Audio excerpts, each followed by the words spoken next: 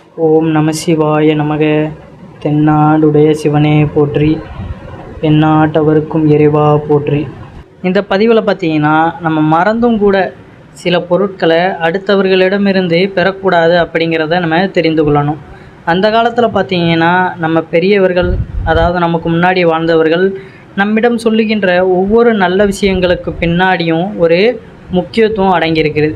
ஆனால் இன்று பார்த்தீங்கன்னா, நம்ம அதை மறந்து கொண்டு தான் வருகின்றோம். பெரியவர்கள் தவறு என்று சொல்லக்கூடிய சில விஷயங்களை இன்றைய இளைய தலைமுறைகள் பார்த்திங்கன்னா ஏற்றுக்கொள்வதே கிடையாது.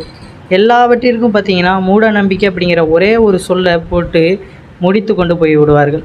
ஆனால் முன்னோர்கள் காரண காரியம் இல்லாமல் எந்த ஒரு விஷயத்தையுமே பார்த்திங்கன்னா நமக்கு சொல்லி வைக்கவில்லை. அந்த வரிசையில் பார்த்திங்கன்னா நம்ம எந்தெந்த பொருட்களை அடுத்தவர்களிடமிருந்து வாங்கக்கூடாது, எந்தெந்த பொருட்களை நாம் அடுத்தவர்களுக்கு கொடுக்கக்கூடாது என்பதை பற்றிய ஆன்மீகம் சார்ந்த சில குறிப்புகளை தான் இந்த பதிவில் மூலம் நம்ம தெரிந்து கொள்ள போகின்றோம். இந்த குறிப்பில் கொடுக்கப்பட்டுள்ள தகவல்கள் பார்த்திங்கன்னா சில பேருக்கு தெரிந்திருக்கும், சில பேருக்கு தெரிந்து மறந்து இருக்கும். அதை நினைவு கூற ஒரு வாய்ப்பாக இருக்கும். அதனால் பார்த்திங்கன்னா தெரிந்தவர்கள் தெரியாதவர்களுக்கும் சொல்லிக் கொடுப்பதில் நம்ம தப்பு கிடையாது. இது நம்ம முன்னாடி வாங்கி கொண்டு இருந்திருப்போம். இதனால் கூட பார்த்திங்கன்னா நமக்கு கண்ணுக்கு தெரியாத கஷ்டங்களும் எதிர்மறை ஆற்றல்களும் நமக்கு நிலவி கொண்டு இருந்திருக்கும். ஆனால் எதனால் நமக்கு பிரச்சனை ஏற்படுது அப்படிங்கிறது கூட தெரியாமல் இருந்திருக்கும். அதனால் இனிமேலும் பார்த்திங்கன்னா இந்த தவறுகளை செய்யாமல் இருப்பது நல்லது. வாங்க இப்போ அது என்னென்ன பொருட்கள் அப்படிங்கிறதையும் அதற்கு பின்னாடி உள்ள விஷயத்தையும் நம்ம தெரிந்து கொள்ளலாம். நம்மளுடைய சேனலுக்கு முதன்முறையாக வரவங்க சப்ஸ்கிரைப் பண்ணி வச்சுக்கோங்க. மறக்காமல் உங்களுடைய நண்பர்களுக்கும் இந்த பதிவானதை பகிர்ந்து கொள்ளுங்கள். பிறர் கையில் இருந்து பார்த்திங்கன்னா நம்ம கசப்பு நிறைந்த பொருட்களை வாங்கக்கூடாது, இரும்பு பொருட்களையும் நம்ம வாங்கக்கூடாது.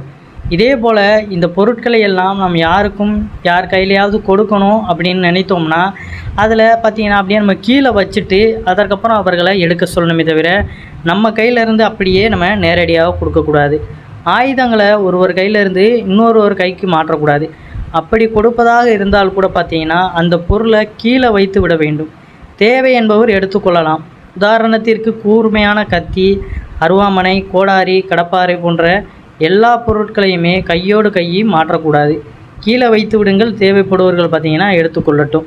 அதே போல் பார்த்திங்கன்னா கசப்பு நிறைந்த பொருட்கள் என்றால் உதாரணத்திற்கு பாகக்காய், சுண்டைக்காய் இப்படிப்பட்ட பொருட்களை எல்லாம் இருக்கிறது அல்லவா. இதையெல்லாம் பார்த்திங்கன்னா நீங்கள் வாங்கி உங்கள் சொந்த பந்தங்களுக்கு கொடுக்காதீங்க. உதாரணத்திற்கு அம்மா வீட்டிலேருந்து தன்னுடைய பெண் குழந்தைகளுக்கு இப்படிப்பட்ட பொருட்களை கொடுக்கவே கூடாது. அம்மா வீட்டிலிருந்து பெண்கள் இப்படிப்பட்ட பொருட்களை எப்பொழுதுமே எடுத்து வரக்கூடாது. அதாவது இரும்பு சம்பந்தப்பட்ட பொருட்களும் கசப்பான உணவு, இந்த மாதிரி காய்கறிகளை. அதே போல் பார்த்திங்கன்னா தாய் வீட்டிலிருந்து இரும்பு பொருட்களை கொண்டு வரவே கூடாது. உதாரணத்திற்கு உங்கள் பெண்ணுக்கு சீர்வரிசை வாங்கி கொள்கிறீர்கள் அப்படின்னா திருமணத்திற்கு அல்லது புது வீட்டிற்கு கட்டி போவதற்கு பித்தளை ஜாமான்களை வாங்கி கொடுக்கலாம். தங்கமாக சில பொருட்களை வாங்கி கொடுக்கலாம், வெள்ளி பொருட்களை வாங்கி கொடுக்கலாம். ஆனால் இரும்பினால் செய்யப்பட்ட சமையலறையில் புழங்கும் பாத்திரங்களையும் நம்ம வாங்கி கொடுக்கக்கூடாது. தோசைக்கல், கடாய், சுத்தி இப்படிப்பட்ட பொருட்களை பார்த்திங்கன்னா கூட நம்ம சமைப்பதற்கு சீதனமாக இரும்பில் கொடுக்கவே கூடாது. இப்போது காலம் மாறிவிட்டது. பார்த்திங்கன்னா பெண் குழந்தையை கட்டி கொடுக்கும் பொழுது இரும்பு பீரோ, இரும்பு கட்டில், சோஃபா செட்டு இப்படிப்பட்ட இரும்பு சம்பந்தப்பட்ட ஜாமான்களை சீர்வரிசையாக கொடுக்கிறார்கள். ஆனால் அந்த காலத்தில் பார்த்திங்கன்னா இதெல்லாம் வழக்கமில்லை. சரி, அதற்கான காரணம் என்ன அப்படின்னு நம்ம எல்லாருக்குமே அந்த ஒரு கேள்வி எழும்பும். பித்தளை சாமான்கள், செம்பு, தங்கம் இவைகள் தான் சீர்வரிசையாக கொடுக்கப்பட்டுள்ளது. இரும்பு என்பது பார்த்திங்கன்னா ஒரு சில நாட்களில் துருபிடித்து அழிந்து போகக்கூடிய ஒரு பொருள்.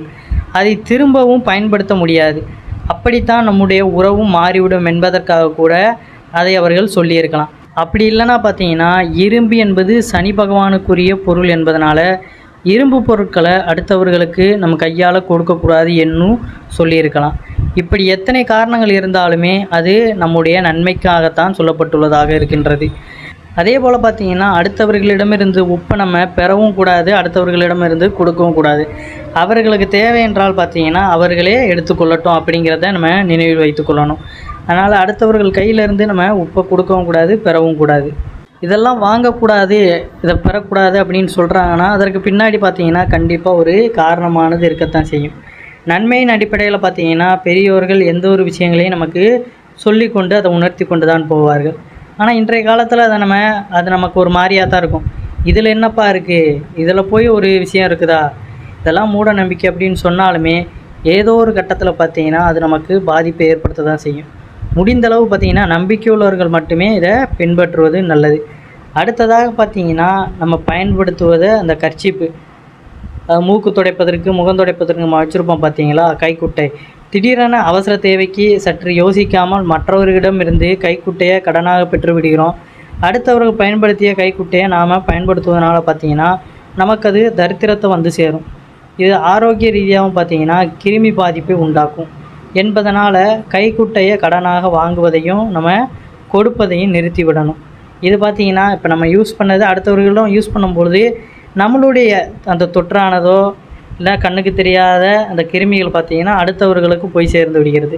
அதனால் பார்த்திங்கன்னா ஒருத்தர் பயன்படுத்தின அந்த கர்ச்சீப்பு கைக்குட்டையை மற்றவர்கள் வாங்கக்கூடாது.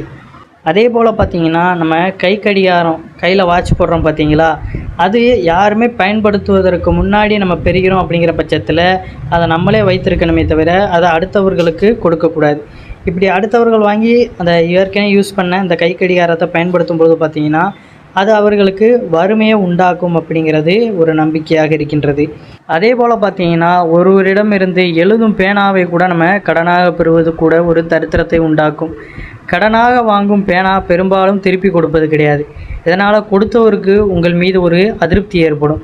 பேனாவை வாங்குவதன் மூலம் நமக்கு நாமே சூனியத்தை வைத்து கொள்வது மாதிரி தான் என்று கூட சொல்ல முடியும்.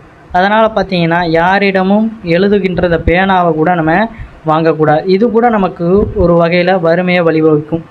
ஏன்னா யார்கிட்டையுமே போய் நம்ம வாண்டடாக இதை கொடுங்க அப்படின்னு நம்ம கேட்கும்பொழுது பார்த்திங்கன்னா அவர்களுடைய மனநிலை அப்படிங்கிறது எப்படி இருக்கும்னே தெரியாது. அதனால் நம்ம வாங்கிட்டு அந்த கஷ்டப்படுவதை விட நமக்கு நாமே அதை சரியான முறையில் எப்படி எடுத்துக்கொள்ளணும், நம்ம முறைப்படி வாங்கிக்கணும் அப்படிங்கிறத தெரிந்துக்கொள்ளணும். கடனாக வாங்குவதை தவிர்த்து நம்ம சொந்த முயற்சியில் வாங்கி வைத்து கொள்வது தான் என்றைக்குமே நல்லது. கடன் எப்பொழுதுமே பார்த்திங்கன்னா ஒரு பெரிய துன்பத்தை தான் நமக்கு கொண்டு வந்து சேர்க்கும். இப்போ நம்ம யாருன்னே தெரியாமல் ஒருத்தங்கிட்ட போய் கேட்கும் பொழுது அவர்களுடைய மனநிலை என்ன இருக்கும், யாருன்னே தெரியாத நான் வந்து திடீர்னு இப்படி கேட்குறாங்க, அவர்கள் கொடுத்தாலுமே அந்த உள்மனதிற்குள் ஒரு விதமான எதிர்மறை ஆற்றல் தான் இருக்கும். அதனால் முடிந்தளவு பார்த்திங்கன்னா இவ்வாறான விஷயங்களை தவிர்த்து கொள்வது மிக மிக நல்லது. அதே போல் பார்த்திங்கன்னா எல்லாத்தை விட மிக மிக முக்கியமாக ஒரு விஷயம் அப்படின்னு பார்த்திங்கன்னா ஒருவரிடமிருந்து நம்ம பணத்தை கடனாக வாங்கவே கூடாது. பணத்தை கடன் வாங்குவது மிக மிக சுலபம்தான். ஆனால் அதை திருப்பி கொடுப்பது என்பது அதைவிட பல மடங்கு கடினமான ஒரு காரியம். பல குடும்பங்கள் பார்த்திங்கன்னா அதனால் நிறைய துன்பத்திற்கு ஆளாகி நிறைய குடும்பம் பிரிஞ்சு போய் அழிஞ்சு போயிருக்கு. அதனால் பார்த்திங்கன்னா கடன் வாங்குவது அப்படிங்கிறது தேவை தான்.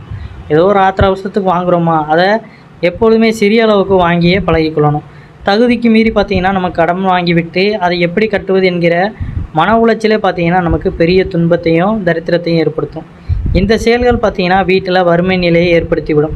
அதனால் நம்ம அதை அடைக்கணும் அப்படிங்கிற பட்சத்திலேயே நமக்கு எல்லாமே போயிடும். அதனால் ஒருவரிடமிருந்து நாம் கடனாக பெற்றுக்கொள்ளும் பணம் அவர்களுடைய துரதிர்ஷ்டம் சேர்ந்து தான் நமக்கு தருமாம்.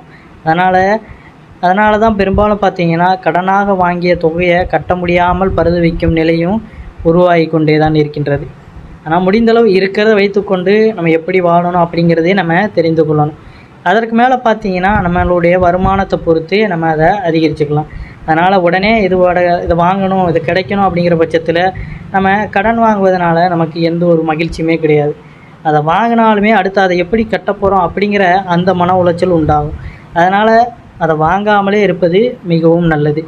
எல்லோருமே அதை புரிந்து கொள்வது. யாரிடமும் பார்த்திங்கன்னா பெண்களாக இருந்தாலும் சரி, ஆண்களாக இருந்தாலும் சரி, குழந்தைகளாக இருந்தாலுமே வீட்டில் பார்த்திங்கன்னா எப்பொழுதுமே ஒரு தேவை அப்படிங்கிறது அந்த இடத்துல பூர்த்தி ஆகுமா அப்படிங்கிறத தெரிந்து கொண்டு நம்ம அவர்களிடம் அதை கேட்கணும்.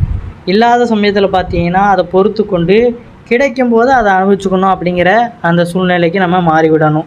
அதே போல் பார்த்திங்கன்னா நண்பர்கள் அல்லது சகோதர சகோதரிகள் ஒருவருக்கொருவர் பார்த்திங்கன்னா தங்களது உடைகளை கடனாக கொடுப்பதும் பெற்றுக்கொள்வதும் சகஜமான ஒன்று தான். இப்படி ஒருவருடைய உடையை பார்த்திங்கன்னா மற்றவர்கள் போடுவது கூட ஆபத்தை ஏற்படுத்துமாம். ஒருவர் பயன்படுத்திய உடையை மற்றவர்கள் பயன்படுத்துவது வீட்டில் செல்வ செழிப்பை குறைக்குமாம். அதே போல் பார்த்திங்கன்னா மிக மிக முக்கியமான விஷயம், நம் வீடு, அதாவது நம்ம தூங்குகின்ற அந்த வீட்டில் பார்த்திங்கன்னா நமக்குன்னு ஒரு தனி அறை இருக்கும். பெட்ரூம்னு ஒரு அறையை நம்ம வைத்திருப்போம். யாரிடமும் பார்த்திங்கன்னா படுக்கை அறையை நம்ம பகிர்ந்து கொள்வது என்பது செய்யக்கூடாத செயலாகும். உங்கள் துணை மற்றும் குழந்தைகள், உங்கள் வீட்டில் உள்ள பெரியவர்கள், இவர்களை தவிர பார்த்திங்கன்னா உங்களுடைய அந்த பெட்ரூம் பகுதியில் மற்றவர்களை அனுமதிக்கவே கூடாது. இதனால் மிக பெரும் ஆபத்துக்களை கூட நம்ம வீட்டில் சந்திக்க நேரலாம். இதனால் தரித்திரம் ஏற்பட்டு செல்வ நிலை குறைந்து வறுமை உண்டாகக்கூடும். இது போன்ற சில விஷயங்களை கடனாக கொடுக்கவும் கூடாது, நம்ம பெற்றுக்கொள்ளவும் கூடாது என்பதை மட்டும் கவனமாக தெரிந்து கொள்ளணும். மேற்கூறிய கருத்துக்களை பார்த்தீங்கன்னா உங்களுக்கு பிடிச்சிருந்தா உங்களுடைய நண்பர்களுக்கும் இதை பகிர்ந்து கொள்ளுங்கள். இதை நம்ம பின்பற்றி வந்தாலே பார்த்தீங்கன்னா நம்மளுடைய வாழ்க்கை எப்பொழுதுமே வளமாக இருக்கும். அனைவரும் என்றும் வளமுடன் வாழ வேண்டும். நன்றி, வணக்கம். ஓம் நம சிவாய நமக.